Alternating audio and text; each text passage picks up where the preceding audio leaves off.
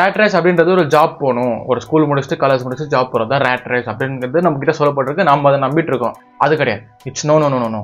இது வேற விஷயமும் இருக்கு. ரேட் ரேஸ்ன்றது மற்ற விஷயம் நம்ம கண்ட்ரோல் இல்லாமல் நடக்கிறது ஒரு ரேட் ரேஸ் தான். நான் சிம்பிளா ஒரு எக்ஸாம்பிள் சொல்றேன். இது வந்து நம்ம மைண்டை கண்ட்ரோல் பண்ணாமல் நடக்கிறது ரேட் ரேஸ்ன்னு சொல்லுவோம்.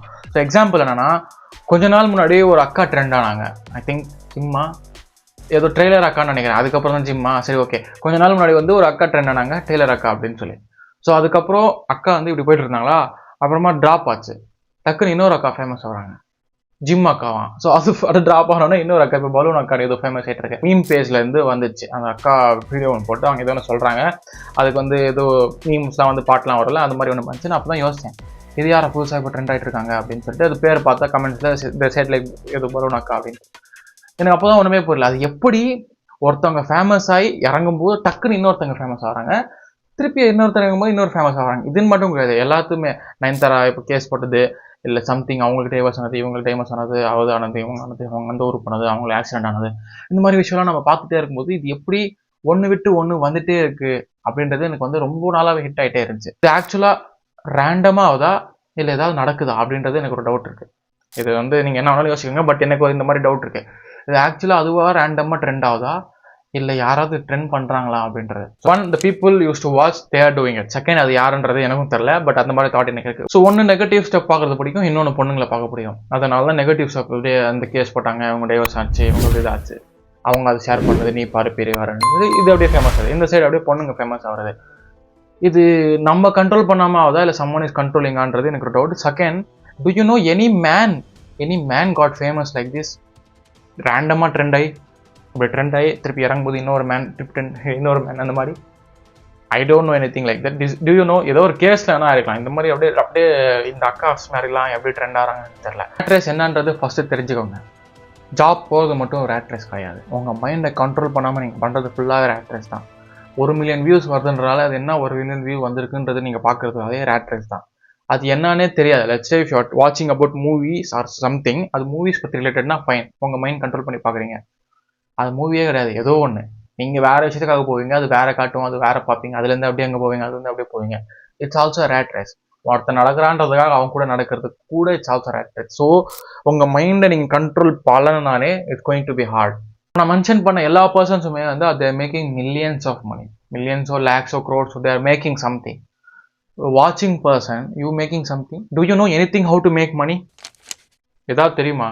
ஏதாவது ட்ரை பண்ணியிருக்கீங்களா? வாழ்க்கையில் ஏதாவது பண்ணியிருக்கியா? Bro, this is the age to enjoy, this is the age to have fun, வாலிப வயசு அப்படின்லாம் சொல்லிட்டு நான் கேட்டிருக்கேன். இதெல்லாம் கேட்டிருக்கேன். ஒரு பையன்லாம் வாலிப வயசு ப்ரோ, இதெல்லாம் பண்ணணும் அப்படி. வாலிப வயசு பண்ணு, ஒரு வயசு வரும், அப்போ வாலிப வயசில் வேஸ்ட் பண்ணியேன்னு சொல்லி ஒன்று வரும். That's all okay.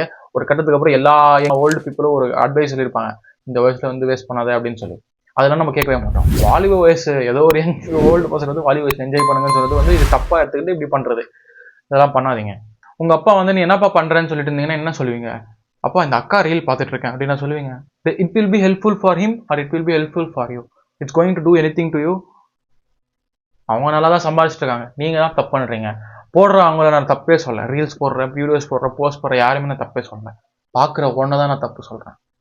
It's like an example கூட சொல்லலாம். ப்ரோ அவங்க போகிறதால தான் நான் பார்க்குறேன். அது வந்து இட்ஸ் ரொம்ப ரொம்ப ரொம்ப சீப்பான மைண்ட் செட். அது அவன் சொன்னான் அதனால நான் சொன்னேன், அவன் எதனால சொன்னான் நான் அவாய்ட் பண்ணிக்கிறேன், அவன் போட்டான், அவன் இன்ஸ்டாகிராம்லாம் போடுறான், நான் பார்க்கல அப்படின்ட்டு தான் இருக்கும். எக்ஸாம்பிளுக்கு சொன்னோன்னா, நீ குண்டா இருக்கிறதுக்கு காரணம் நீ தான். அந்த பிரியாணி கடைக்காரன் போண்டா கடைக்காரன் கிடையாது. அவன் போட்டிருக்கான், அவன் சம்பாதிக்கிறது, அவன் சாப்பிட்றது. நீ என்னத்துக்கு போய் சாப்பிட்ற? That's your mistake. நம்ம ஃபஸ்ட்டு நம்ம வந்து அவங்க தப்பு சொல்கிறத விட நம்மள தப்பு சொல்லணும். நான் எதுக்கு இன்ஸ்டாகிராம் ஓப்பன் பண்ணேன், நான் எதுக்கு பார்த்தேன், நான் எதுக்கு ஒன்று பார்த்து நான் எதுக்கு ஷேர் பண்ணேன், என் ஃப்ரெண்டு பாடும்போது நான் எதுக்கு பார்த்து ரியாக்ட் பண்ணேன். எனக்கு இந்த மாதிரிலாம் என் ஃப்ரெண்ட்ஸ் எவ்வளோ அனுப்புறது இல்லை. நான் பார்ப்பேன்னா அப்படியே விட்டுடுவேன், ரியாக்டும் பண்ண மாட்டேன். அது அவங்க காண்டாயிடும், ரியாக்டே பண்ணல, சீனில் விட்டான் அப்படின்ற மாதிரி. ஸோ இந்த மாதிரி சின்ன சின்ன ஸ்டெப்பு நீங்கள் எடுத்து தான் ஆகணும். First thing is you need to control your brain. Control பண்ணலை அவனை செத்த. இந்த வீடியோக்கான ரீசனே I want to create an awareness. இது இப்போ லெட்ஸே இந்த 3 அக்கா இருக்காங்க, இன்னொரு அக்கா வர மாட்டாங்கன்னு என்ன நிச்சயம்? I can guarantee someone will come. I can guarantee some other case will happen. அதுக்குள்ள நீங்க you will be in the same thing like 10,000 20,000 ஜாப்லயே இருப்பீங்க. They are making, அவங்க வந்தாங்களா lakhs crores crores, நீ கீழே 10,000 20,000 30,000 அப்படின்னு செத்துட்டே இருப்ப. பார்த்து அட்டென்ஷனோட டைம் வேற இடத்துல கொடுத்து நீ எதுவுமே ஏர்ன் பண்ணாம I can guarantee 10,000 hours just developing something. 10,000 hours பண்ணால் you will be master, you will be making money அப்படின்றது ஸ்டாட்டிஸ்டிக்ஸ்லேயே ப்ரூவனாக இருக்குது. கூகுளில் போயிட்டு போட்டு பாருங்க, how much time you need to improve our ஸ்கில்னு சொல்லி 10,000 தான் சொல்லுவாங்க. மோஸ்ட்லி எல்லாருமே சொல்கிறது 10,000 hours தான். இந்த வீடியோ ஒரு அவேர்னஸாக நான் போகணும்னு நினச்சேன். நீங்கள் பார்க்கணும், நான் பாருங்கள், எது பண்ணுமோ பண்ணுங்கள். இது நான் வந்து உங்களுக்கு ஹெல்ப்ஃபுல்லாக இருக்கும்னு நினச்சி போடுறேன். யங் ஏஜில் தான் நீங்கள் எல்லாமே பண்ண முடியும், எல்லாமே சேஞ்ச் பண்ண முடியும். அதே யங் ஏஜில் தான் மொத்தமாக நான் பண்ணுவாங்க. The choice is yours. Don't fall in these types of rat race thing. So avoid everything and I hope you guys understand.